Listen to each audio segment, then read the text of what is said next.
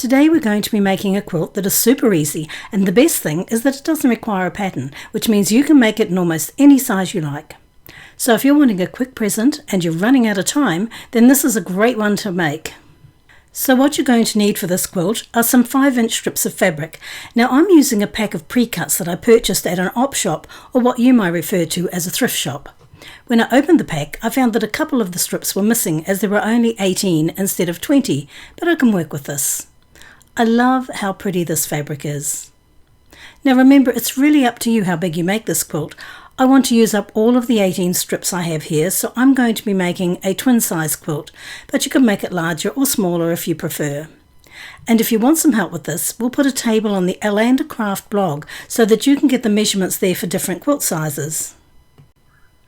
Now I also need some contrasting fabric, and I've chosen this off-white colour with this lovely pattern. I think it goes really well with this pretty fabric. So to start with, you're going to need to cut some 5-inch strips. Obviously mine are already done, and as I've already mentioned, I have 18 of them to make my quilt. So if you want to make the same size as me, you'll need 18 strips. If you're going to be making a different size quilt, look for the link in the description field for this video, as the number of strips you will require will be different. Now before we go any further, I'd like to show you my current sewing chair. Now as you can see, it in no way resembles what you might think of as a sewing chair. It's certainly not ergonomic, and it gets quite uncomfortable when sitting at the sewing machine for long periods of time. Plus I can't roll it back, since being a dining chair, it has no casters. Now I've been wanting to upgrade to a proper chair for a while now, so I was quite excited when the sponsor of this video, FlexiSpot, asked us to check out their C7 chair. Now what I love is that everything is customizable, so I can adjust it to suit my needs, whether I'm sewing a quilt or just taking a break to plan my next project. And what I really love is that you can adjust just about everything: the armrests, the headrest, the seat height, the lumbar support, the footrest, and different sitting positions. Now FlexiSpot mentioned that it accommodates heights from 5'7" to 6'9". However, I'm 4'11", so it's not unusual for me to have trouble reaching the floor, but I was actually able to adjust the chair so that my feet did hit the ground. And Paula had no problems at all, and she's 5'4". I used the chair while making the quilt for this tutorial, and I personally found it really comfortable, and it's getting really hot here in Oz, and I found the mesh helped to keep me cool. Now one of the things I really like is the lumbar support, which keeps my back properly aligned, so I don't need to use a cushion and I can adjust it to suit my needs. The only thing I'm not a fan of is that the armrests don't lock into place. I would love to be able to set them in one position, but other than that, I really like this chair and I'm happy to have it as an addition to my sewing room. If you're thinking of getting an updated chair for your craft room, I have an exclusive code for you. Just use the code C, that's C for Charlie, 750 to purchase the C7 chair now and enjoy a $50 discount. You also get a 30-day trial, so you can try it out to make sure that this is the chair for you. Now we'll need to cut the white fabric into strips, and these are going to measure 2 inches, so I'll line up my ruler along the 2-inch mark and cut. And I'm going to continue to cut until I have 36 strips, which is the amount needed for my quilt size. So I have my 36 white strips cut and my 18 coloured strips ready to go, and all I need to do now is take one of the coloured strips and 2 of the white strips and lay them out like so. And what I'm going to do is sew each of these white strips on either side of the coloured strip. Now that I have that sewn, I'm going to show you how I press the seams, and it really doesn't matter how you press these blocks, but I always like to press towards the dark fabric to stop the seams from showing up under the lighter fabric. And now we just need to repeat that with the remaining strips here, so I will be sewing all of the white strips onto the coloured strips.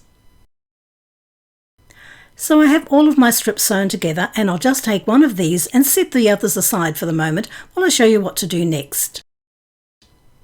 And the first thing I'm going to do is trim off the selvage from one of the ends just to get a straight edge. Then I'm going to line up my ruler on the 8-inch mark, and I'll also line up my ruler along one of the seam lines so that everything is lined up nicely, and then I will cut. This gives me my first piece, and I'll continue cutting 8-inch pieces all the way down the strip piece. So now I have 5 blocks from that strip set, and I'm going to repeat that process with the remaining strip sets. Okay, so I have all of my pieces cut, and I have 5 of each pattern with a total of 90 blocks. And I have just separated them into related colours and patterns just to help me with laying them out in the next step. Now I'm going to head over to my quilt design wall, also known as the floor, and I am going to lay these out how I want them to look. This also allows me to make sure I'm not doubling up in certain areas. So the first block is positioned vertically and the second is positioned horizontally, and you just alternate like that all the way down the quilt. And once I'm happy with how it looks, I can start sewing it all together. I always start at the bottom, and I'll take the first 2 squares and sew those together with a 1/4 inch seam, and then I'll repeat that with the next 2 and so on. I prefer sewing them in lots of 2 rather than pinning them all together in one go. Then once they're sewn, I'll sew them all together to form the row. So you can see here that I've sewn 2 rows so far, and I want to show you how I press them, as it will help with nesting the seams when it comes to sewing the completed rows together. So on the reverse side here, you can see how we pressed the blocks from the previous step so they were pressed to the dark side of the fabric.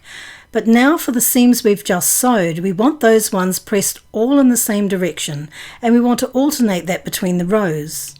So in the first row here, the seams are pressed to the right, and in the second row they're pressed to the left, and in the third row they'll be pressed to the right, and the next quilt will be to the left, and so on all the way up the quilt. Now that my rows are sewn, I'm going to sew all of the rows together, and I normally do this in lots of 2. And you can see here that our seams nest nicely because of how we pressed them in the previous step. So now that I've completed those, I can go ahead and sew them all together to form the quilt top. And there you have it, our quilt top is done. Now remember that we will have some different measurements on the website to help you if you decide to make a smaller quilt, so look for the link in the description field below.